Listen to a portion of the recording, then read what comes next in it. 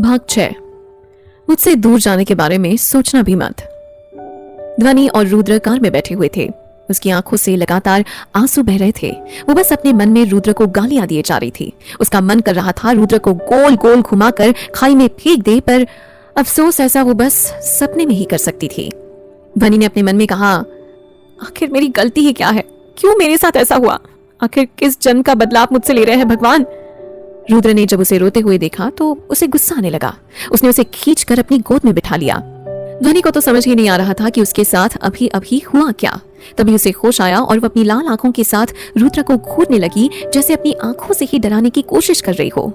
ध्वनि ने गुस्से में तिल मिलाते हुए कहा, What the hell is going on? ये क्या कर रहे हैं आप? आपकी हिम्मत भी कैसे हुई मुझे छूने की? छोड़िए मुझे। रुद्र ने उसे अपने और करीब कर लिया और कसकर पकड़ते हुए कहा, तुम रो क्यों रही हो? तुम्हें पता है मुझे इससे कितनी इरिटेशन होती है? ध्वनि ने भी उसके अंदाज में कहा, मुझे भी आपके गोद में बैठने से इरिटेशन हो रही है, और यही कि मैं रो रही हूँ तो ये सब आपकी वजह से है। आपकी वजह से मैं रो रही हूँ। आपकी हिम्मत कैसे हुई मुझसे शादी करने की, वो भी मेरे बिना मर्जी के? मैं आपसे बहुत बहुत ज्यादा नफरत करती हूँ। I hate you. ये बोल ध्वनि और जोर जोर से रोने लगी। रोने के कारण उसका चेहरा लाल हो चुका था, जिससे वो और भी प्यारी लग रही थी। आगे बैठे राणा और ड्राइवर को ध्वनि के ऊपर बहुत तरस आ रहा था, पर वो चाहकर भी कुछ नहीं कर सकते थे।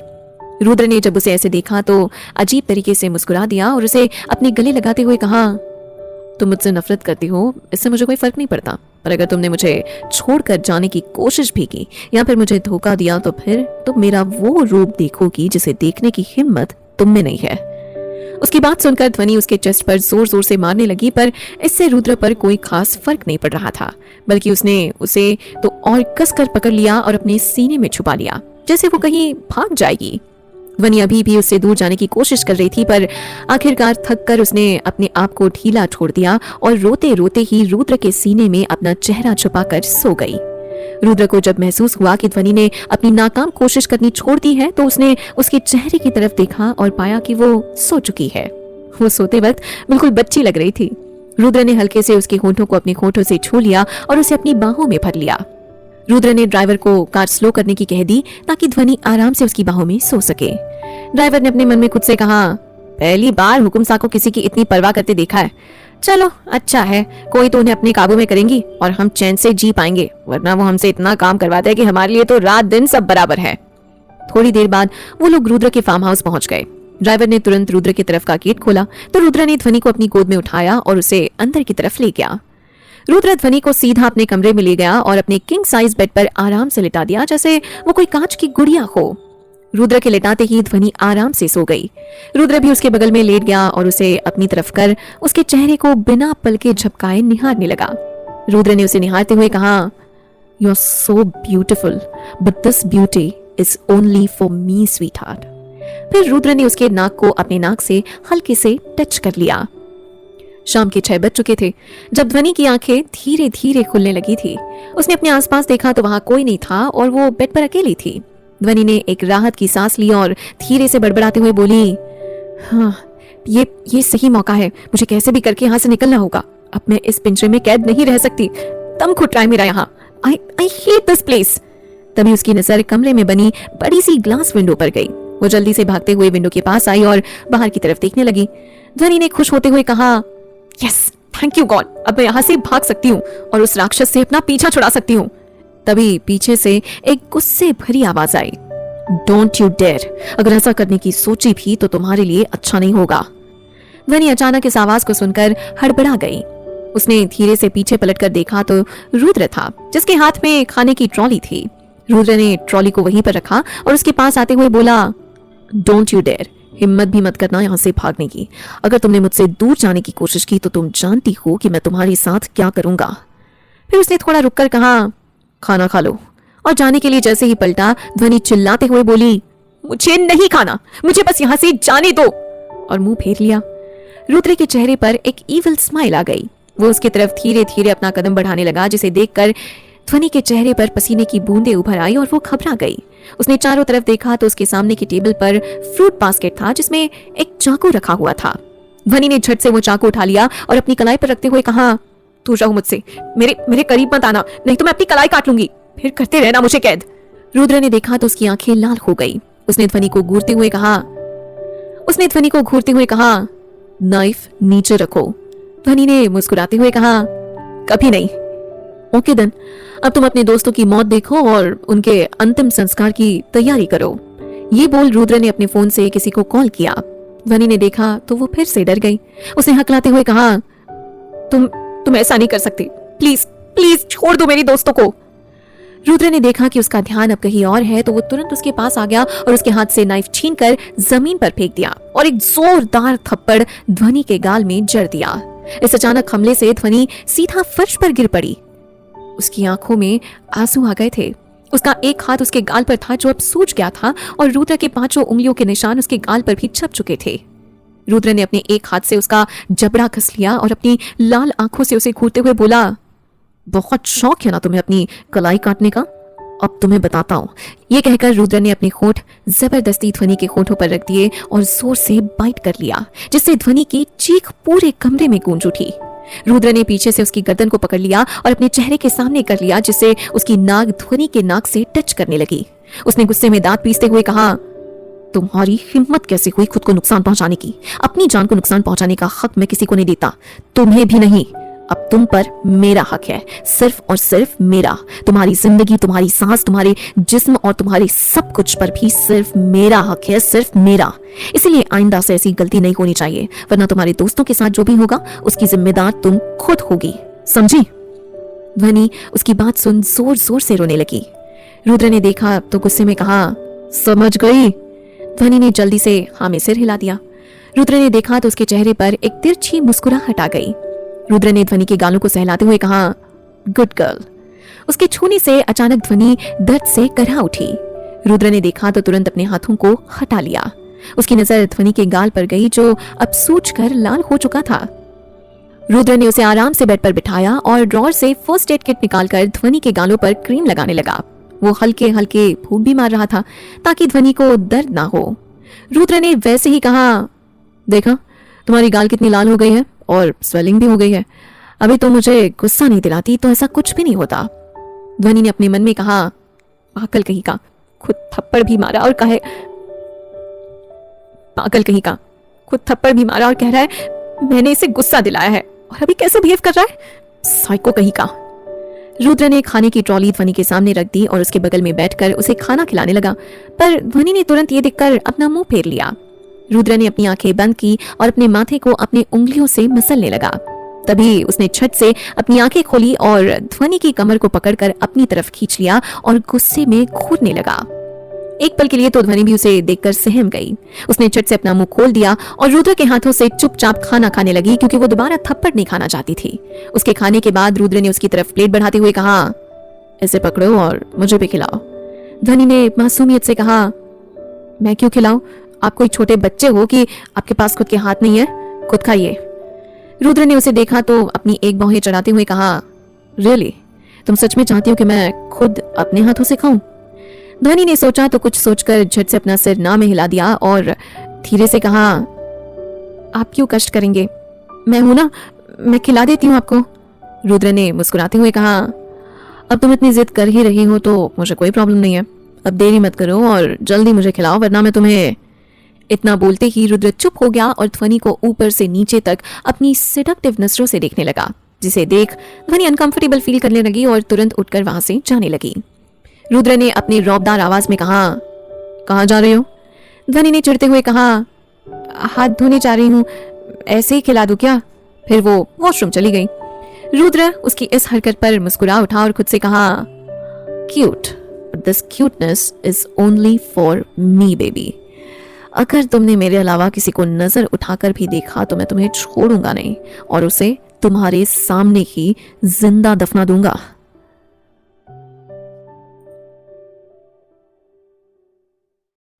चिढ़ते हुए खुद से कहा ये राक्षस इतनी आसानी से मेरा पीछा नहीं छोड़ने वाला, पता नहीं कब मैं यहां से निकलूंगी और अपने दोस्तों से मिलूंगी। ध्वनि जाकर सीधा रुद्र के सामने बैठ गई और एक निवाला तोड़ रुद्र के सामने बढ़ा दिया। रुद्र ने उसे प्यार से देखा और मुस्कुराते हुए खा लिया। रुद्र ने ध्वनि की उंगली को बाइट करते हुए कहा टेस्टी। ध्वनि की भौहें तन गई। उसने घूरते हुए कहा व्हाट? रुद्र ने मुस्कुराते हुए कहा यू नो व्हाट, तुम इस खाने से ज्यादा टेस्टी हो, तुम कहो तो मैं तुम्हें। रुद्र ने अपनी बातें अधूरी छोड़ दी और अपने होठों को लिक कर लिया। ध्वनि बस उसे अपनी जलती निगाहों से घूरने लगी। थोड़ी देर बाद रुद्र का खाना खत्म हुआ कि तभी एक मेड कमरे में आई और खाने की ट्रॉली लेकर चली गई। उधर ध्वनि भी हैंड वॉश करके वापस आ गई थी। उसने मन में कुछ सोचा और रुद्र की तरफ बढ़ गई, जो कि अपने फोन में व्यस्त था। ध्वनि सीधा जाकर उसकी गोद में बैठ गई और उसके गले में अपनी बाहें डाल ली। अचानक उसके इस एक्शन से रुद्र हैरान हो गया और उसकी बाहें आपस में जुड़ गईं। उधर ध्वनि की भी धड़कनें अब बढ़ चुकी थी। उसे भी काफी एम्बैरेसिंग महसूस हो रहा था, पर उसने अपने आप को नॉर्मल रखने की पूरी कोशिश की। ध्वनि ने धीरे से अपना सिर रुद्र की चेस्ट में रख दिया और हकलाते हुए बोली, मुझे आपसे कुछ बात करनी है, एंड इट्स इम्पोर्टेंट। अब रुद्र को जाकर कहीं माजरा समझ आया। उसने मन में कहा, आई नो दैट ये लड़की बिना काम के मेरे पास नहीं आने वाली, बट ये तरीका भी बुरा नहीं है। रुद्र ने ध्वनि की कमर पर अपनी पकड़ मजबूत करते हुए कहा, व्हाट? ध्वनि ने अपने आप को छुड़ाते हुए कहा, वो दरअसल मैं अपनी आगे की स्टडीज कंप्लीट करना चाहती हूँ, इसलिए मुझे अपने कॉलेज वापस जाना होगा। रुद्र ने बिना किसी भाव से कहा, बदले में मुझे क्या मिलेगा? ध्वनि हकलाते हुए बोली, मैं क्या दे सकती हूँ? रुद्र ने ध्वनि के बालों को सही करते हुए कहा, you know what, I am a businessman, बिना प्रॉफिट के कोई डील नहीं करता हूं मैं, और जो मुझे चाहिए वो तो तुम ही मुझे दे सकती हो। ध्वनि ने मुंह बनाते हुए कहा, क्या चाहिए आपको? रुद्र ने एक ईविल स्माइल करते हुए कहा, दैट्स लाइक माई वाइफ। मुझे अच्छा लगा जानकर कि तुम बिल्कुल मेरी तरह ही स्ट्रेट फॉरवर्ड हो। मुझे भी बातों को घुमाना ज्यादा पसंद नहीं है। वैसे कुछ खास नहीं, मुझे बस एक किस चाहिए, अ लॉन्ग डीप पैशनेट किस, सो जस्ट किस मी। ये बोल रुद्र मुस्कुरा दिया, पर उधर ध्वनि की हालत तो काफी खराब हो चुकी थी। उसने अपना सलाइवा निकलते हुए कहा, बट मुझे किस करना नहीं आता। रुद्र ने कहा, ओ कम ऑन, तुम कोई छोटी बच्चे नहीं हो जो तुम्हें किस करना नहीं आता, लेकिन अगर ऐसा ही है तो मैं तुम्हें सिखा दूंगा, बट उसके लिए भी फीस लगेगी। ध्वनि ने चिढ़ते हुए कहा, आप कोई काम बिना अपना प्रॉफिट देखे नहीं कर सकते? रुद्र ने अपने कंधे उचकाते हुए कहा, मैंने पहले ही कहा था कि मैं कोई काम बिना प्रॉफिट के नहीं करता, लेकिन क्या ही कर सकते हैं, मैं तुम्हें फोर्स नहीं करूंगा अगर तुम्हें अपनी स्टडीज कंप्लीट करने का मन। रुद्र अपनी बात पूरी करता कि अचानक उसकी बोलती बंद हो गई, क्योंकि ध्वनि के होठ उसके होठों के ऊपर थे। रुद्र के चेहरे पर एक जंग जीतने वाली मुस्कान आ गई। उसने अपनी आंखें बंद कर ली और ध्वनि को फील करने लगा, जिसने अपने होठों को बस उसके होठों पर रखा ही था। वो उसे किस नहीं कर रही थी। कुछ मिनट बाद ध्वनि अलग हुई और लंबी लंबी सांसें लेने लगी। रुद्र ने अपनी भौहें चढ़ाते हुए कहा, बिना किस किए ही तुम थक गई, पर चलो कोई बात नहीं, मैं तुम्हें अच्छे से इसकी ट्रेनिंग दूंगा कि तुम कभी मुझे डिसअपॉइंट नहीं करोगी। तुम्हें तो ए से लेकर एस तक सिखाना होगा। मतलब? रुद्र ने मुस्कुराते हुए कहा, अ लॉन्ग डीप पैशनेट किस। उसकी बात सुन ध्वनि के गाल लाल हो गए, जिसे देख रुद्र मुस्कुरा दिया। रुद्र ने खड़े होते हुए कहा, ओके, तुम अपनी स्टडीज कंप्लीट कर सकती हो, I have no problem with that. उसकी बात सुन ध्वनि खुश हो गई। रुद्र ने ध्वनि को खुश देखा तो उसे कमर से पकड़ झटके से अपने करीब खींच लिया और उसके ईयर लोब को बाइट करते हुए कहा, लेकिन सुन। ध्वनि के चेहरे की चमक चली गई। उसने अपनी आंखें उठाकर रुद्र को देखा, जैसे पूछ रही हो कि लेकिन क्या। रुद्र ने उसका सवाल समझाते हुए कहा, लेकिन तुम्हें कुछ रूल्स फॉलो करने होंगे, अगर एक रूल भी टूटा तो तुम्हें पनिशमेंट मिलेगी। ध्वनि की आंखें गुस्से से लाल हो गई और उसने चीखते हुए कहा, मैं कोई रूल्स फॉलो नहीं करने वाली। रुद्र ने सुना तो अपने कानों को हाथ से ढकते हुए कहा, मुझे ज्यादा शोर शराबा पसंद नहीं है। रुद्र ने यह बात इतनी भयानक तरीके से कही थी कि उसकी आवाज सुनकर ध्वनि अंदर तक कांप गई। वो एक झटके में रुद्र से दूर हो गई, जिसे देख रुद्र की आंखें छोटी हो गई। उसने थोड़े गुस्से में कहा, तुम्हारी हिम्मत कैसे हुई मुझे खुद से दूर करने की? अगर दोबारा ऐसा किया ना तो खुद से बांध लूंगा। ध्वनि उसकी ऐसी बातें सुनकर हैरान हो गई। क्या ये इंसान पागल हो गया है? कैसी बहकी बहकी बातें कर रहा है? ध्वनि ने उसको गुस्से में घूरा और अपना मुंह फेर लिया। रुद्र को उसका नजरअंदाज करना जरा भी पसंद नहीं आया। उसने तुरंत ध्वनि को खींचकर अपनी गोद में उठा लिया और बेड पर बैठ गया। ध्वनि ने चिढ़ते हुए कहा, ये क्या बेहुदा हरकत है? रुद्र ने मुस्कुराते हुए कहा, ये बेहूदगी नहीं, मेरा प्यार है तुम्हारे लिए। ध्वनि कुछ बोलती कि उसका फोन बजने लगा। ध्वनि अभी भी रुद्र के गोद में थी और उसका फोन उसके पास में रखा हुआ था। ध्वनि ने जब फोन पर फ्लैश होते नाम को देखा तो उसकी खुशी का ठिकाना ही नहीं रहा। रुद्र उसके एक एक हरकत को नोटिस कर रहा था। फोन पर फ्लैश होते नाम को देख उसका गुस्सा बढ़ते जा रहा था। अभी तक तो ध्वनि कितने गुस्से में थी और अचानक पार्थ का नाम देखकर खुश हो गई। ये सोचकर रुद्र पागल होते जा रहा था कि उसके अलावा भी कोई ऐसा है जिसे देख ध्वनि खुश हो सकती है। ध्वनि ने ना आव देखा ना ताव, तुरंत ही फोन रिसीव कर लिया और उसने रुद्र पर ध्यान भी नहीं दिया। पार्थ, कहाँ हो तुम? तुम्हें कॉल करने में मुझे कितनी देर की? मुझे तुम्हारी और बाकी सबकी बहुत याद आ रही है पार्थ। ये सब बोलते वक्त ध्वनि का गला रुंध गया और उसकी आंखें भी नम हो गई। उसके दिमाग में फिर रुद्र का उससे जबरदस्ती शादी करना एक क्लिप की तरह घूम गया। जान, प्लीज ऐसे रो मत। मैं जल्द से जल्द तुम्हें वहां से लेकर जाऊंगा, पार्थ ने उसे समझाते हुए कहा, जिसे सुन ध्वनि के चेहरे पर फीकी सी मुस्कुराहट आ गई। पर वही जान शब्द सुनकर कोई था जिसके सीने में अब आग लग चुकी थी। तभी ध्वनि को अचानक महसूस हुआ कि पूरे कमरे का तापमान गिर चुका है और पूरे कमरे में अब नेगेटिव वाइब्स आ रही है। ध्वनि ने जब सिर उठाकर देखा तो उसकी आंखों में एक अनजाना सा डर समा गया। वो ऊपर से नीचे तक कांपने लगी। ध्वनि रुद्र के करीब थी, इसलिए रुद्र को भी पार्थ और उसकी बातें सुनाई दे रही थी, पर ध्वनि ने तो इस पर ध्यान ही नहीं दिया था। ध्वनि ने अकलाते हुए कहा, प्लीज प्लीज पार्थ, मुझे जल्दी से लेने आ जाओ, वरना ये आदमी मुझे मार डालेगा। ये मुझे अपनी जानलेवा नजरों से घूर रहा है। ध्वनि के दिल में जो भी आ रहा था वो पार्थ को बस बोलते जा रही थी। उसे ये भी ध्यान नहीं रहा कि वो रुद्र की गोद में बैठी हुई है और रुद्र उसकी सारी बातें सुन रहा है और पागल हुआ जा रहा है। अब रुद्र का भी सब्र का बांध टूट चुका था। उसने गुस्से में ध्वनि से फोन छीना और उसे खिड़की के बाहर फेंक दिया। ध्वनि रुद्र के इस एक्शन के लिए रेडी नहीं थी, इसलिए वो हड़बड़ा गई। ध्वनि कुछ बोलती कि रुद्र ने फोर्सफुली अपने होठ ध्वनि के होठ पर रख दिए और ध्वनि लगातार उसके सीने में मारने लगी, पर रुद्र ने कसकर उसका हाथ पकड़ लिया, जिससे छुरी टूटकर उसके कलाई में धंस गई। ध्वनि अब ये सब और बर्दाश्त नहीं कर पा रही थी, इसलिए ध्वनि ने उसे पूरी ताकत से धक्का दिया, पर रुद्र टस से मस नहीं हुआ। रुद्र ने उसे वापस पकड़ लिया और उसे अपनी बाहों में जकड़ते हुए कहा, अब तुम कॉलेज नहीं जाओगी, अब तुम अपनी स्टडीज कंटिन्यू राजस्थान से करोगी और अब तुम किसी लड़के को आंख उठाकर भी नहीं देखोगी, वरना तुम्हें तो कुछ नहीं होगा पर उस लड़के की आंखें नहीं बचेंगी। रुद्र की बात सुनकर ध्वनि की आंखों से आंसू बहने लगे। उसने सिसकते हुए कहा, अब बहुत बुरे हो। मैंने आप जैसा इंसान अपनी पूरी लाइफ में नहीं देखा। आप एकदम साइको की तरह बिहेव कर रहे हो। रुद्र ने ध्वनि के रानी हार को निकालते हुए कहा, जब तुम्हें पता चल ही गया है कि मैं साइको हूं तो आज के बाद मुझे कभी गुस्सा दिलाने की कोशिश मत करना, वरना जानती हो ना एक साइको क्या क्या कर सकता है। ध्वनि ने उसकी बात सुन गुस्से में कहा, आपसे कुछ भी कहना बेकार है, मुझे यहाँ रहना ही नहीं है। पता नहीं मुझे यहाँ क्यों कैद करके रखा है। अगर आपको अपनी हवस की बुझानी है तो मेरे अलावा दुनिया में कई ऐसी लड़कियां हैं, तो उनके पास जाइए, लेकिन मुझसे दूर रहिए। रुद्र ने ध्वनि के गालों को अपने एक हाथ से दबाते हुए कहा, तुम्हें अगर मेरे बारे में ऐसा ही लगता है तो ठीक है, लेकिन एक बात याद रखना, तुम्हारे अलावा मुझे कोई और नहीं चाहिए, क्योंकि तुम वो हो जो मुझे चाहिए, हमेशा अपने पास, अपनी बाहों में। तभी अचानक रुद्र के डोर पर नॉक होने लगा। रुद्र ने एक नजर ध्वनि को ऊपर से नीचे तक देखा, फिर उसे अपनी गोद में उठाकर वॉशरूम ले गया और बाथटब में बिठाते हुए कहा, जाओ कोल्ड शावर ले लो, तुम्हें अपने दिमाग को ठंडा रखने की सख्त जरूरत है। रुद्र ध्वनि को वॉशरूम में छोड़ बाहर आया और डोर खोला तो राणा सामने खड़ा था। रुद्र की एक भौहें तन गई, जैसे पूछ रहा हो, यहाँ क्यों आए हो। राणा ने रुद्र का सवाल समझाते हुए कहा, एक ही सांस में, अब कुछ नहीं हुकुम साहब, आपकी दादी ने आपको जल्द से जल्द राजस्थान बुलाया है। रुद्र ने बिना किसी भाव से कहा, ठीक है अब तुम जा सकते हो। राणा ने सुना तो तुरंत वहां से चला गया। ध्वनि वॉशरूम से बाहर आ चुकी थी इस वक्त और वो सिर्फ एक बाथरूम में थी। उसने रुद्र और राणा की सारी बातें सुन ली थी। उसने खुद से बड़बड़ाते हुए कहा, ओह गॉड, मुझे जल्द से जल्द कुछ करना होगा। मुझे यहाँ से निकलने के लिए कोई ना कोई रास्ता ढूंढना ही होगा, वरना जिंदगी भर इस राक्षस की कैद में ही रह जाऊंगी मैं। उधर रुद्र जैसे ही पलटा, अपने सामने खड़ी ध्वनि को देख उसके चेहरे पर एक ईविल स्माइल आ गई।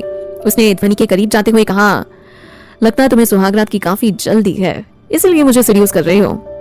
ध्वनि ने जब रुद्र को अपने करीब आते हुए देखा तो जल्दी से पलटकर वो क्लोसेट में भाग गई। उसकी स्पीड देखकर रुद्र के चेहरे पर छोटी सी स्माइल आ गई जो बिल्कुल प्योर थी। रुद्र अपनी स्टडी रूम में चला गया और अपना ऑफिस का काम करने लगा कि तभी अचानक उसका फोन रिंग करने लगा। रुद्र ने देखा तो फोन रिसीव कर लिया। तभी उधर से कुछ बोला गया, जिसे सुन रुद्र का चेहरा डार्क हो गया। ओके आई एम कमिंग, ये बोल रुद्र तुरंत अपने वहां से बाहर निकल गया। रुद्र बाहर ध्वनि को ढूंढने लगा कि तभी उसकी नजर गार्डन में खेल रही ध्वनि के पास गई। उसे देखकर रुद्र के चेहरे पर एक मुस्कान तैर गई थी। राणा भी उसके चेहरे को नोटिस कर रहा था। राणा ने भी मन में कहा, चलो इन्होंने कम से कम मुस्कुराना तो सीखा। रुद्र को जब अपने ऊपर किसी के नजरों की तपिश महसूस हुई तो उसने घूर कर राणा को देखा, जिसे देख राणा ने तुरंत अपने फेस के एक्सप्रेशंस को नॉर्मल कर लिया। रुद्र उसको इग्नोर कर सीधा ध्वनि के पास गया और उसको कमर से पकड़कर खींच लिया। ध्वनि अचानक रुद्र की इस हरकत से घबरा गई। रुद्र ने अपनी बॉसी अंदाज में कहा, मैं भी ऑफिस के लिए जा रहा हूँ, इसलिए कुछ ऐसी वैसी हरकत करने की सोचना भी मत, और अगर तुमने मुझसे दूर जाने की कोशिश की तो तुम्हारे लिए अच्छा नहीं होगा। फिर उसने ध्वनि के होठों को अपने होठों से छू लिया और उसके कान को बाइट करते हुए सेडक्टिव वॉइस में कहा, मेरा इंतजार करना, I will miss you. Rana और बाकी बॉडीगार्ड्स ने जब रुद्र की हरकत देखी तो वो तो सदमे में ही चले गए। ध्वनि को काफी शर्म आ रही थी, उसके गाल लाल हो चुके थे। रुद्र ने जब उसके लाल गालों को देखा तो वो फिर से मुस्कुरा उठा। ध्वनि ने ना इधर देखा ना उधर और सीधे 9-2-11 हो गई। रुद्र बस अब उसे जाते हुए देखता रह गया। फिर रुद्र ने बॉडीगार्ड को देखते हुए कहा, ध्यान रखना उसका, अगर गलती से भी कोई गलती हुई तो अपनी कब्र खुद खोद लेना, और वहां से चला गया। फिर उसकी बात सुन तो सारे बॉडीगार्ड्स की तो जान ही हलक में अटक गई थी, क्योंकि रुद्र कभी भी किसी चीज को लेकर इतना पॉसेसिव नहीं हुआ था, लेकिन आज वो एक लड़की के प्यार में पूरा का पूरा पागल हो चुका था। दूसरी तरफ ध्वनि अपने कमरे में बैठी हुई थी और वो यहाँ से भागने का प्लान बना रही थी। उसने खुद से कहा, अभी राक्षस यहाँ पर नहीं है, जो करना होगा जल्दी करना होगा। मैं पार्थ, हर्ष और शिवी से भी मदद नहीं ले सकती, वरना मेरे कारण उनकी जान खतरे में आ जाएगी। ध्वनि को बैठे बैठे अब 1 घंटा हो गया था कि तभी अचानक कुछ सोचकर उसके चेहरे पर एक चमक आ गई। ये सबसे छुपते छुपाते गार्डन के बैकयार्ड में पहुंच गई। उसने धीरे से अपने चारों तरफ देखा कि बॉडीगार्ड आपस में बात करने में बिजी है, तो वो धीरे से घर के पीछे की तरफ चली गई। उसने देखा बाउंड्री पर गई, जो काफी ऊंचाई पर थी। ध्वनि ने खुद से बड़बड़ाते हुए कहा, मेरे साथ ही ऐसा क्यों होता है? और क्या आप नहीं चाहते कि मैं इस राक्षस के कैद से बाहर निकलूं? तभी ध्वनि की नजर अचानक एक लैडर पर गई, जो दीवार के सहारे खड़ी थी। ध्वनि के चेहरे पर एक मुस्कान आ गई। उसने जल्दी से वो लैडर को उठा लिया और बाउंड्री के सहारे लगा दिया। वो धीरे से उस पर चढ़ने लगी और बाउंड्री की दूसरी तरफ कूद गई, पर कूदने की वजह से उसका हाथ दीवारों में लग गया और उससे खून निकलने लगा। ध्वनि की दर्द की वजह से एक चीख निकल गई, पर जल्द ही उसने अपनी चोट को नजरअंदाज किया और अपनी चारों तरफ देखा। उसने अपने हाथ झाड़े और मुस्कुराते हुए कहा, ध्वनि को पिंजरे में रखना मुमकिन ही नहीं, नामुमकिन है, और वहां से भाग गई। वहीं दूसरी तरफ ऑफिस में रुद्र का गुस्सा उसके चरम पर था। उसने गुस्से में कहा, इतनी इंपॉर्टेंट फाइल कहां गई? क्या तुम लोग एक फाइल का भी ध्यान नहीं रख सकते? सब रुद्र की इतनी भयानक आवाज सुनकर अब डर गए थे। अब चारों तरफ का माहौल बहुत गर्म हो चुका था और सब डर से कांप रहे थे। तभी रुद्र की एक बार फिर से गुस्से भरी आवाज आई, सीसीटीवी फुटेज लाओ जल्दी। 2 मिनट के अंदर ही सीसीटीवी फुटेज रुद्र के सामने थी। वो फुटेज को ध्यान से देखने लगा और वही बगल में खड़ी एक लड़की तिया पसीने से लथपथ हो रही थी। रुद्र ने गुस्से में तिया को देखते हुए कहा, हाउ डेयर यू, तुम्हारी हिम्मत कैसे हुई उस फाइल को चुराने की? तिया ने रोते हुए कहा, मुझे माफ कर दीजिए हुकुम साहब, आगे से ऐसी गलती दोबारा नहीं होगी। रुद्र ने अपनी लाल आंखों से उसे घूरते हुए कहा, जस्ट शट अप, तुम्हें पता है मुझे धोखा देने वाले लोग बिल्कुल पसंद नहीं है और तुमने वही किया है। क्यों किया तुमने ऐसा? तिया ने डरते हुए कहा, वो मैंने रणविजय सिंह के कहने पर यह सब किया था, मुझे माफ कर दीजिए। रुद्र ने तेज आवाज में कहा, get lost, don't show your face again, otherwise I will kill you. मुझे माफ कर। तिया आगे कुछ कहती कि रुद्र ने अपने बॉडीगार्ड को घूरते हुए कहा, ले जाओ इस लड़की को और इसका वो हाल करना कि दोबारा ऐसा करने की ये सोचे भी ना। बॉडीगार्ड ने सुना तो जल्दी से तिया को वहां से लेकर गए और वो बस चीखती चिल्लाती रह गई। रुद्र भी गुस्से में वहां से चला गया और अपनी कार में बैठ गया। आज उसे घर पहुंचने की बहुत जल्दी थी, आखिर उसे ध्वनि से जो मिलना था। रुद्र ने आधे घंटे का रास्ता 15 मिनट में तय कर लिया। रुद्र सीधा अपने कमरे में चला गया और ध्वनि को ढूंढने लगा, पर ध्वनि उसे कहीं दिखाई नहीं दे रही थी। वो चारों तरफ देखने लगा। उसने वॉशरूम में नॉक करते हुए कहा, ध्वनि क्या तुम अंदर हो? पर अंदर से भी कोई आवाज नहीं आई। अचानक वॉशरूम का दरवाजा अपने आप खुल गया और रुद्र ने देखा कि ध्वनि वहां पर भी नहीं थी। वो पूरे घर में उसे ढूंढने लगा। धीरे धीरे अब उसका गुस्सा बढ़ता जा रहा था और वो अपने असली रूप में आ रहा था। उसने चिल्लाकर बॉडीगार्ड को बुलाया, ध्वनि कहाँ है? बॉडीगार्ड ने डरते हुए कहा, हुकुम साहब वो तो अपने कमरे में ही थी। रुद्र ने अपनी मुट्ठी कसते हुए कहा, थी से क्या मतलब है तुम्हारा? अब कहाँ चली गई वो? तभी कुछ सोचकर वो सीधा अपने बैकयार्ड में चला गया और चारों तरफ ध्वनि को ढूंढने लगा। तभी उसे ध्वनि का ब्रेसलेट मिला और उसने उसे उठाकर देखा तो उसमें ब्लू डायमंड्स लगे हुए थे। रुद्र ने हैरान होते हुए कहा, ये ब्रेसलेट यहाँ कैसे? ध्वनि के पास तो इतने पैसे भी नहीं है। उसने जल्दी से अपने बैकयार्ड का फुटेज लाने को कहा। थोड़ी देर बाद रुद्र की आंखें फुटेज पर गड़ी हुई थी और जैसे जैसे वो फुटेज देख रहा था उसका चेहरा डार्क होते जा रहा था। अचानक उसकी आंखें गुस्से से लाल हो गई और इस वक्त वो किसी शैतान के राजा से कम नहीं लग रहा था। बॉडीगार्ड और राणा तो उसे नजर उठाकर भी नहीं देख पा रहे थे। तभी अचानक उन्हें कुछ टूटने की जोरदार आवाज आई। उन्होंने आवाज की तरफ देखा तो पसीने से तरबतर हो गए। रुद्र ने गुस्से में अपना लैपटॉप ही तोड़ दिया था और उसने गुस्से में खुद से कहा, ध्वनि, I warned you that don't ever try to leave me. ध्वनि, ये तुमने बिल्कुल अच्छा नहीं किया मुझसे दूर जाकर। तुम्हें इसकी बहुत बड़ी कीमत चुकानी पड़ेगी। रुद्र अभी इतना भयानक और डरावना लग रहा था कि जैसे वो अभी इस दुनिया को ही निकल जाएगा। रुद्र पागल हुए जा रहा था। उसने पूरा घर अपने सिर पर उठा रखा था और उसने राणा और बाकी सबका जीना भी हराम करके रख दिया था। राणा ने डरते हुए कहा, हुकुम साहब, आप परेशान मत होइए, हम जल्द से हुकुम रानी सा को ढूंढ लेंगे। रुद्र ने राणा को अपनी लाल आंखों से घूरते हुए कहा, मुझे कुछ नहीं पता, मुझे मेरी ध्वनि अपने पास चाहिए। पूरे शहर में अपने आदमियों को लगाओ और अगर उससे भी कुछ ना हो तो पूरे देश में अपने आदमियों को लगवाओ और अगर जरूरत पड़े तो पूरी दुनिया में लगवाओ, पर मुझे वो किसी भी कीमत पर चाहिए। जी हुकुम साहब। ये बोल राणा 1 मिनट भी वहां ना गवाए चला गया। रुद्र धीरे धीरे पूरा शैतान बनते जा रहा था और बने भी क्यों ना, आखिर उसकी राजकुमारी जो मिल नहीं रही थी। रात हो चुकी थी और ध्वनि उसे कहीं नहीं मिल रही थी। धीरे धीरे उसका गुस्सा अब बढ़ता जा रहा था और वो गुस्से से पागल हुआ हो जा रहा था। रात भर रुद्र सोया नहीं था। उसकी आंखों में नींद का नामो निशान भी नहीं था। उसके जहन में बस एक ही चीज थी कि आखिर ध्वनि उसे छोड़कर जा कैसे सकती है। सुबह से 5 बज चुके थे। राणा और बाकी लोग जी जान लगाकर ध्वनि को ढूंढने की कोशिश कर रहे थे। तभी रुद्र का फोन अचानक रिंग करने लगा और रुद्र ने तुरंत फोन रिसीव कर लिया। हेलो, रुद्र ने गुस्से भरी आवाज में कहा। दूसरी तरफ से कुछ बोला गया जिसे सुन रुद्र ने कहा, ठीक है, मैं आ रहा हूं। ये बोल रुद्र तुरंत निकल गया। वो जल्दी से अपनी कार में बैठ गया और कार को सड़कों पर दौड़ाने लगा। थोड़ी देर बाद उसने अपनी कार एक जंगल के सामने रोकी। उसने कार वहीं पार्क की और जंगल के अंदर चला गया। कुछ मिनट बाद रुद्र एक फार्म हाउस के अंदर था और उसने गुस्से में कहा, कहाँ है वो? राणा ने तुरंत एक तरफ इशारा किया और रुद्र ने देखा कि एक लड़की सोफे पर बेहोश पड़ी हुई है। राणा ने सिर झुकाते हुए कहा, ये हाईवे में मिली हमें, तो हम इन्हें बेहोश कर यहाँ ले आए। रुद्र के चेहरे पर एक शैतानी मुस्कुराहट आ गई और उसने ध्वनि को सोफे से उठाया और बाहर जाकर अपनी कार में बिठा दिया। रुद्र ध्वनि को अपनी गोद में लिए हुए बैठा हुआ था। उसकी पकड़ इतनी मजबूत थी कि जैसे अगर उसने जरा भी ध्वनि को ढील दी तो वो फिर से उसे छोड़कर चली जाएगी।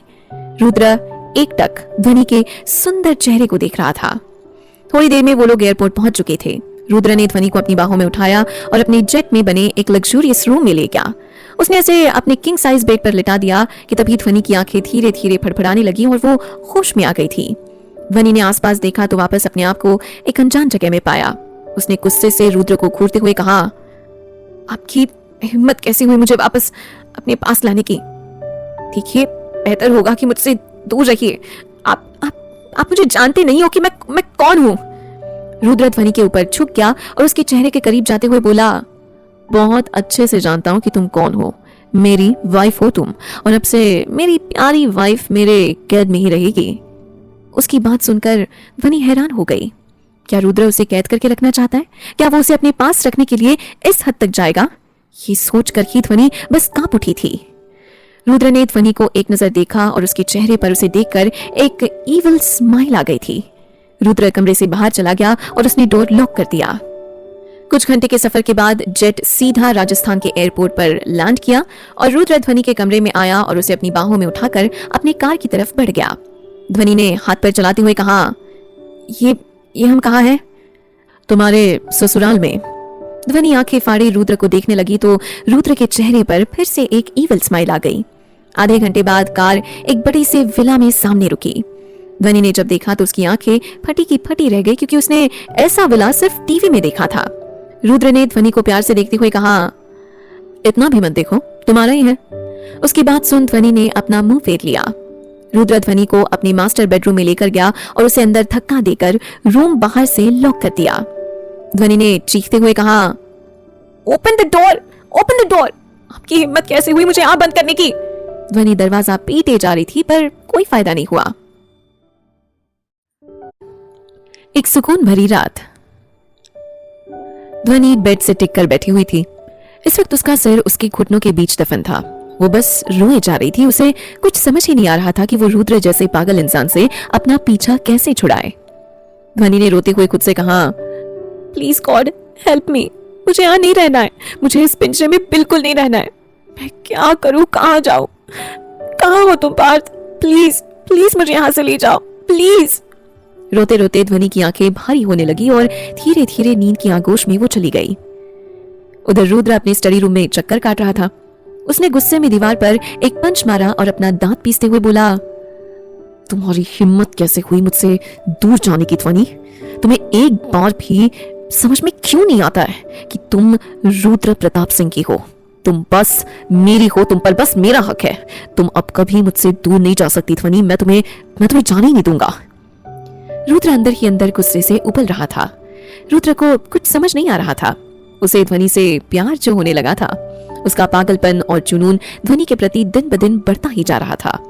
ध्वनि रुद्र के दिल में इस कदर बस चुकी थी कि उसे वहां से निकालना नामुमकिन था। तभी डोर पर नॉक हुआ और राणा अंदर आ गया। राणा ने सिर झुकाते हुए कहा, हुकुम सा, क्या हम सबको बता दें कि आप राजस्थान आने वाले हैं? रुद्र ने सोफे पर बैठते हुए कहा, नहीं नहीं, अभी सही समय नहीं है। सही समय आने पर मैं खुद उन्हें बताऊंगा। अब तुम जा सकते हो। उसकी बात सुन राणा वहां से चला गया। रुद्र भी सीधे अपने कमरे में चला गया। उसकी नजर बेड पर सोई हुई ध्वनि पर गई। उसने अपने कदम उस तरफ बढ़ा दिए और रुद्र ध्वनि के चेहरे को एकटक देखने लगा। रोने के कारण उसका पूरा चेहरा लाल और आंखें सूज गई थी। रुद्र ने ध्वनि के सिर को सहलाया। उसे देखकर रुद्र के दिल में दर्द हो रहा था। रुद्र ध्वनि को इस हालत में नहीं देख पा रहा था, इसीलिए वो सीधे वॉशरूम में चला गया। रुद्र ने शावर ऑन किया और उसके नीचे खड़ा हो गया और उसे अपने दोनों हाथ वॉल पर टिका दिए। शावर का ठंडा ठंडा पानी उसके मस्क्यूलर बॉडी में गिर रहा था, पर वो भी रुद्र के गुस्से और जलन को कम नहीं कर पा रहा था। लगभग आधे घंटे बाद रुद्र वॉशरूम से बाहर निकला और इस वक्त उसने सिर्फ लोअर पहन रखा था। वो सीधे बेड की तरफ बढ़ गया और ध्वनि को ठीक से सुलाकर अपनी बाहों में भर लिया। एक आरामदायक जगह पाकर ध्वनि के होठों पर मुस्कुराहट बिखर गई और उसने भी रुद्र के इर्द गिर्द अपनी बाहें लपेट लिए और अपना सिर उसके सीने में घुसा लिया। उसे देखकर रुद्र के चेहरे पर मुस्कान आ गई। उसने भी उसे अपनी बाहों में समेट लिया और नींद की आगोश में चला गया। एक सुकून था उसके चेहरे पर जो ध्वनि से दूर होने पर नहीं रहता था। सुबह का वक्त। सूरज की रोशनी सीधा ध्वनि के चेहरे पर पड़ रही थी, जिसके कारण ध्वनि की आंखें खुली और उसने देखा कि रुद्र ने उसे जकड़ कर रखा है। वो धीरे धीरे उसकी बाहों से निकलने की कोशिश करने लगी, पर रुद्र ने उसे वापस टाइटली पकड़ लिया। ध्वनि ने चिढ़ते हुए कहा, ये आदमी नींद में भी मुझ पर अपना हक जता रहा है। अपनी चीज पर ही ना अपना हक जताऊंगा, और वैसे भी तुम पर हक जताने के लिए मुझे किसी की परमिशन की जरूरत नहीं है। ये बोल रुद्र ने ध्वनि को और टाइटली हक कर लिया। ध्वनि ने कसम साते हुए कहा, छोड़ो मुझे, अपने आप को समझते क्या हो तुम? आपसे मिलने से अच्छा होता कि मैं मर जाती। कम से कम चैन से तो स्वर्ग में जीती। आपकी शक्ल तो नहीं देखनी पड़ती मुझे। उसकी बात सुनकर रुद्र का चेहरा काला पड़ गया। उसने टर्न लिया और ध्वनि को अपने नीचे करते हुए कहा, जस्ट शट अप। मौत को भी तुम्हारे पास आने के लिए मुझसे इजाजत लेनी होगी, और ये बकवास दोबारा मेरे सामने मत करना। और आइंदा से ऐसी बात बोली ना तो तुम्हारा सामना रुद्र से नहीं, राजस्थान के रुद्र प्रताप सिंह से होगा। ये बोल रुद्र ध्वनि के ऊपर से उठ गया और वॉशरूम में चला गया। वहीं दूसरी तरफ एक लड़का गुस्से में अपना कपड़ा सूटकेस में डाल रहा था कि एक लड़की उसके पास आई और उसके हाथ से एक शर्ट छीनते हुए बोली, पार्थ, ये क्या कर रहे हो? क्या तुम्हारा दिमाग ठीक है? तुम अपना सामान क्यों पैक कर रहे हो? पार्थ ने अपना सूटकेस बंद करते हुए कहा, मैं ध्वनि के पास जा रहा हूँ, राजस्थान। शिवी ने वो सुना तो वो हैरान हो गई। उसने पार्थ को देखते हुए कहा, तुम अकेले नहीं, मैं भी चलूंगी तुम्हारे साथ। जब तुम दोनों जा रहे हो तो क्या मैं यहाँ पर अचार और पापड़ बनाऊंगा? मैं भी आ रहा हूँ तुम दोनों के साथ। पीछे से किसी की गुस्से भरी आवाज आई। पार्थ और शिवी ने पलट कर देखा तो हर्ष अपना हाथ बांधे खड़ा था। पार्थ ने दोनों को समझाते हुए कहा, नहीं, तुम लोग नहीं जा सकते। मैं तुम्हारी जान को खतरे में नहीं डाल सकता। उस रुद्र का कोई भरोसा नहीं है। हर्ष ने पार्थ के कंधे पर हाथ रखते हुए कहा, देखो पार्थ, ध्वनि सिर्फ तुम्हारी नहीं बल्कि हमारी भी दोस्त है और हम भी उसकी मदद करना चाहते हैं, इसलिए हम भी तुम्हारे साथ जाएंगे। शिवी ने भी हर्ष के बात पर हामी भरते हुए कहा, हाँ पार्थ, हर्ष बिल्कुल सही कह रहा है और उस रुद्र प्रताप सिंह को हराना इतना आसान नहीं है। हमें मिलकर कुछ करना होगा, तभी बात बनेगी। पर पार्थ ने कुछ बोलना चाहा कि शिवी ने उसकी बात बीच में ही काटते हुए कहा, परवर कुछ नहीं, हम सब जाएंगे तो जाएंगे और ये मेरा आखिरी फैसला है। और वो भी सामान पैक करने लगी। पार्थ ने दोनों को देखा और मुस्कुराते हुए कहा, तुम जैसे दोस्त बहुत नसीब वालों को मिलते हैं। हर्ष ने हंसते हुए कहा, हाँ हाँ, अब मक्खन लगाना बंद कर और जल्दी सामान पैक कर। थोड़ी देर बाद घर के बाहर कैब आकर रुकी तो तीनों उसमें बैठकर सीधा रेलवे स्टेशन की तरफ बढ़ गए। पार्थ ने खुद से कहा, हमारा है ध्वनि, बस कुछ घंटे और हम तुम्हें उस नर्क से बाहर निकाल कर ही रहेंगे। उधर ध्वनि और रुद्र डाइनिंग टेबल में बैठे हुए थे। पूरा डाइनिंग टेबल तरह तरह के हेल्दी डिशेस से भरा पड़ा था और ध्वनि ये सब देखकर अपने नाक मुंह सिकोड़ रही थी। वो डिशेस को ऐसे देख रही थी कि जैसे वो खाना नहीं, उसका 100 साल पुराना दुश्मन हो। रुद्र उसके चेहरे को ही नोटिस कर रहा था। बनारस में भी पार्थ और बाकी सब उसे जबरदस्ती खाना खिलाते ही रहते थे। दोनों ब्रेकफास्ट कर रहे थे। रुद्र बहुत सलीके से ब्रेकफास्ट कर रहा था, जो उसके स्टैंडर्ड स्टेटस और मैनर्स को दिखा रहा था। उसका हैंडसम फेस और भी ज्यादा हैंडसम और दिलकश लग रहा था। ध्वनि बस रुद्र को घूर घूर कर देख रही थी और प्लेट में स्पून घुमा रही थी। रुद्र को भी पता था कि ध्वनि उसे देख रही है। रुद्र ने ध्वनि की तरफ बिना देखे ही कहा, मुझे देखकर तुम्हारा पेट नहीं भरने वाला है, इसलिए चुपचाप अपना ब्रेकफास्ट फिनिश करो।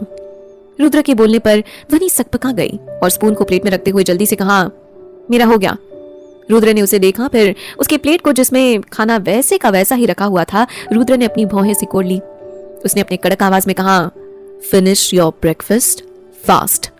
ध्वनि ने मासूमियत से कहा, पर मेरा पेट भर चुका है, मैं बहुत नहीं खा सकती और अगर मैंने एक भी बाइट ज्यादा ली तो मेरा पेट फट जाएगा। रुद्र उसे अजीब तरीके से देखने लगा। वो इतना तो समझ चुका था कि ध्वनि खाने में बहुत नखरे करती है। रुद्र ने ध्वनि को ऊपर से नीचे तक देखते हुए कहा, अपने आप को कभी देखा है? इतनी पतली हो कि एक फूंक से उड़ जाओगी। उसकी बात सुन ध्वनि ने चिढ़ते हुए कहा, तो क्यों की इस पतली लड़की से शादी? किसी मोटी लड़की से करते ना। और एक बात बता देती हूँ, अपने कॉलेज में मैं ब्लैक बेल्ट थी। अच्छे अच्छों को अपने एक उंगली से उठाकर पटकाया मैंने। ध्वनि ने बड़े घमंड से कहा, जिसे सुनकर रुद्र की एक बहुत तन गई। रुद्र ध्वनि के पास आया और उसके चेयर के ऊपर झुकते हुए बोला, रियली तुम ब्लैक बेल्ट थी? रुद्र को अपने पास आता देख ध्वनि घबरा गई और जल्दी से वहां से उठने लगी, पर वो हिल भी पाती उससे पहले ही रुद्र ने उसके चेयर के दोनों साइड हाथ रख दिया और थोड़ा झुककर कहा, क्या हुआ, तुम इतना डर क्यों गई? तुम तो ब्लैक बेल्ट हो ना। ध्वनि को कुछ समझ नहीं आ रहा था कि वो क्या करे, तो उसने तुरंत रुद्र के हाथ पर बाइट कर लिया, पर रुद्र को कोई फर्क नहीं पड़ा, बल्कि ध्वनि को देखकर तो उसके चेहरे पर एक तिरछी मुस्कुराहट आ गई। रुद्र ने जल्दी से ध्वनि को उठाकर अपनी गोद में बिठा लिया। ये सब इतनी जल्दी हुआ कि उसे समझने का कोई मौका ही नहीं मिला। रुद्र ने ध्वनि के होठों को देखते हुए कहा, तुम्हें तो ठीक से बाइट भी करना नहीं आता है, मैं सिखाता हूँ कि बाइट कैसे करते हैं। और उसको अपने ऊपर झुकाने लगा। झुकाने लगा तो ध्वनि घबरा गई। उसने जल्दी जल्दी नाम में सिर हिलाते हुए कहा, नहीं मुझे नहीं सीखना, मेरे करीब मत आओ। रुद्र उसे देख शैतानी तरीके से मुस्कुरा दिया और उसके होठों पर बाइट कर लिया, जिससे ध्वनि की आह निकल गई और उसकी आंखें बंद हो गई। रुद्र ने जब ध्वनि की बंद आंखें देखी तो उसके नेक पर भी उसने बाइट कर लिया। रुद्र मधोशी से उसके कान में फुसफुसाया, ध्वनि तुम बहुत डिलिशियस हो, I want to eat you. Dhwani की आंखों में आंसू आ गए। रुद्र ने जब उसकी आंखों में आंसू देखे तो उसके दिल में टिस सा उठा। रुद्र ने ध्वनि को झट से छोड़ दिया और अपने सीने से लगाते हुए कहा, हे व्हाई आर यू वीपिंग? कोई अपने पति को देखकर रोता है क्या? रुद्र ध्वनि को चुप कराने लगा था, पर ध्वनि और जोर जोर से रोने लगी और सिसकते हुए बोली, आप बहुत गंदे हो, आप ड्रैकुला हो, कोई ऐसे बाइट करता है क्या? कितनी जोर से बाइट किया आपने। ये कहकर वो अपनी गर्दन को सहलाने लगी। रुद्र ने उसकी गर्दन को देखा तो सच में उसके गर्दन पर रुद्र के दांतों के निशान थे, जैसे किसी वैम्पायर ने उसे बेरहमी से काट लिया हो। रुद्र को नहीं पता था कि बस उसके हल्के से काटने पर ध्वनि के गर्दन पर इतने गहरे निशान बन जाएंगे। वो अपने हल्के हाथों से ध्वनि के गर्दन को सहलाने लगा, पर ध्वनि दर्द से करहा उठी। रुद्र ने जब देखा तो अपनी होठ उसके निशान पर रख दिए। ध्वनि ने उसे अपनी नम आंखों से देखा और गुस्से में कहा, यू आर अ वैम्पायर, अभी भी काट के मन नहीं भरा जो खून चूस रहे हो। रुद्र कुछ बोलने को हुआ कि तभी किसी ने डोर पर नॉक किया। ध्वनि झट से रुद्र की गोद से उठ गई, जैसे किसी ने उसकी चोरी पकड़ ली हो। रुद्र डोर की तरफ से गुस्से से घूरने लगा और उसके चेहरे से साफ पता चल रहा था कि वो अभी कितने ज्यादा गुस्से में है। उसने गुस्से में जाकर गेट खोला तो सामने एक बॉडीगार्ड खड़ा था। उस बॉडीगार्ड ने जब रुद्र का चेहरा देखा तो उसके माथे पर पसीने की बूंदें छलक आई और उसे पता चल गया कि उसने अपने हुकुम सा के प्राइवेट मोमेंट को खराब कर दिया है। बॉडीगार्ड ने जल्दी से रुद्र को एक शॉपिंग बैग देते हुए कहा, वो हुकुम सा आपने ये मंगवाया था ना। रुद्र ने उसे देखा और उसके हाथ से शॉपिंग बैग ले लिया और उसके मुंह पर जोर से दरवाजा बंद कर दिया, जिससे वो 2 कदम पीछे हट गया। रुद्र ने जब पीछे पलटकर देखा तो ध्वनि वहां नहीं थी। वो मुस्कुराने से खुद को रोक नहीं पाया। वो ऊपर अपने बेडरूम की तरफ चला गया जहां ध्वनि अपने नेक पर एंटीसेप्टिक क्रीम लगा रही थी। रुद्र ने शॉपिंग बैग को सोफे में रखा और उसकी तरफ बढ़ गया और उसके हाथों से एंटीसेप्टिक क्रीम लेकर उसकी गर्दन में लगाने लगा। ध्वनि अचानक रुद्र के आने से घबरा भी गई थी। रुद्र ने मुस्कुराते हुए कहा, रिलैक्स, मैं ही हूं। ध्वनि ने खुद से बुदबुदाते हुए कहा, यही तो सबसे बड़ी प्रॉब्लम है कि आप हो, पहले दर्द देते हो फिर खुद मरहम लगाते हो। रुद्र ने उसकी बात सुन ली और उसके बालों को एक तरफ करते हुए कहा, मैं तुम्हें दर्द नहीं देना चाहता, तुम मुझे एक्सेप्ट कर लो तो सब कुछ ठीक हो जाएगा, नहीं तो मैं सब इस कदर जला दूंगा कि नामो निशान भी नहीं बचेगा। ध्वनि उसकी बात सुनकर घबरा गई। ये आदमी सच में एक नंबर का साइको है। रुद्र ने क्रीम लगाकर ड्रॉर में रख दिया कि तभी उसकी नजर शॉपिंग बैग पर गई। उसने उसे उठा लिया और ध्वनि को देते हुए कहा, आज हम रेडी रहना, आज हमें बिजनेस पार्टी में जाना है।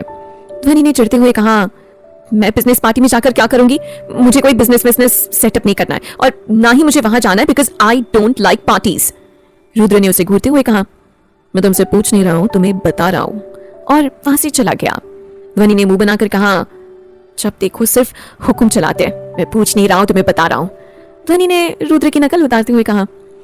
शाम के 7 बजे रुद्र जैसे ही कमरे में आया, उसकी नजर एक खूबसूरत लड़की पर जाकर ठहर गई जो ड्रेसिंग टेबल के सामने बैठकर तैयार हो रही थी। उस लड़की ने एक लॉन्ग रेड गाउन पहना था जिसके एक साइड से स्लिट कट था और उसके सुंदर पैर दिख रहे थे। कमर के पास एक खूबसूरत सा फ्लावर बना हुआ था और पीछे बैकलेस था। उसने अपने बालों का सुंदर सा बन बनाया हुआ था जिसकी 2 लटें उसके गालों को चूम रही थी। बन की वजह से उसका पूरा बैक विजिबल हो रहा था। होठों पर वाइन लिपस्टिक, कानों में बड़े बड़े डायमंड के इयररिंग्स, राइट हैंड में प्लैटिनम का ब्रेसलेट और लेफ्ट हैंड में बहुत ही एक्सपेंसिव वॉच जिसमें डायमंड्स लगे हुए थे। ध्वनि की नजर जब रुद्र पर पड़ी तो वो भी कहीं खो गई। रुद्र ने ब्लैक टक्सीडो पहन रखा था और लेफ्ट हैंड में ब्रांडेड वॉच और जल से सेट किए बाल, जिससे वो भी बहुत ही डैशिंग लग रहा था। उसने अपना एक हाथ पॉकेट में डाला हुआ था और दूसरे हाथ में अपना आईफोन पकड़ रखा था। रुद्र ध्वनि के पास गया और उसे कमर से पकड़ अपने करीब खींच लिया, जिससे ध्वनि के हाथ रुद्र के कंधे पर चले गए। रुद्र ने अपना हाथ ध्वनि के पीछे किया और उसके बालों को खोल दिया, जिससे उसके रेशमी बाल पूरे पीठ पर बिखर गए और उसका पूरा बैक पूरी तरह से कवर हो गया। आखिर रुद्र को कैसे बर्दाश्त होता कि कोई और उसकी वाइफ को अपनी नजरें उठाकर भी देखे? पर रुद्र का ये पैतरा भी काम नहीं आया। ध्वनि पहले से भी ज्यादा खूबसूरत लगने लगी थी। रुद्र ने उसे घूरते हुए खुद से कहा, ये लड़की इतनी सुंदर क्यों है? कुछ भी कर लो पर सबको अपनी तरफ अट्रैक्ट करती है, मैग्नेट की तरह। ध्वनि ने गुस्से में बौखलाते हुए कहा, what is wrong with you? ये क्या किया आपने? मेरा हेयर स्टाइल क्यों खराब कर दिया? आपको पता भी है पूरे 1 घंटे लग गए मुझे इसे बनाने में और आपने एक ही झटके में मेरे पूरी मेहनत पर पानी फेर दिया। रुद्र उसे घूरने लगा, जिसे देख ध्वनि ने मुंह बनाते हुए कहा, अब मैं सुंदर नहीं ना लगूंगी, सब मुझे देखकर हंसेंगे। रुद्र कुछ बोलने को हुआ तभी राणा ने डोर नॉक करते हुए कहा, अब हुकुम साहब जल्दी चलिए, लेट हो रहा है। और राणा वहां से चला गया। रुद्र ने ध्वनि का हाथ पकड़ा और अपने साथ ले गया। दोनों कार में बैठ गए तो ड्राइवर ने कार सड़कों पर भगा दी। रुद्र अपने फोन में देख रहा था और ध्वनि कभी उसे तो कभी उसके फोन को घूर रही थी, जैसे अभी फोन को उठाकर बाहर फेंक देगी, जैसे कि रुद्र ने फेंका था। भले ही रुद्र की नजरें अपने फोन पर थी, पर उसका पूरा ध्यान ध्वनि पर ही था और वो मन ही मन मुस्कुरा भी रहा था। तभी थोड़ी देर में दोनों पार्टी हॉल पहुंच गए। ड्राइवर ने जल्दी से रुद्र की तरफ का डोर खोला तो रुद्र बाहर आया और खुद दूसरी तरफ जाकर ध्वनि के लिए डोर ओपन किया। सबकी नजरें दोनों पर थी।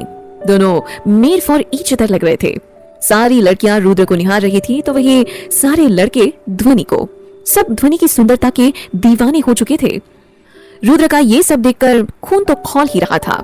उसने ध्वनि को उसकी कमर से पकड़कर अपने आप से चिपका लिया, जैसे सबको दिखाना चाह रहा हो कि जिसको वो सब देख रहे हैं वो रुद्र प्रताप सिंह की है और सिर्फ उसकी है।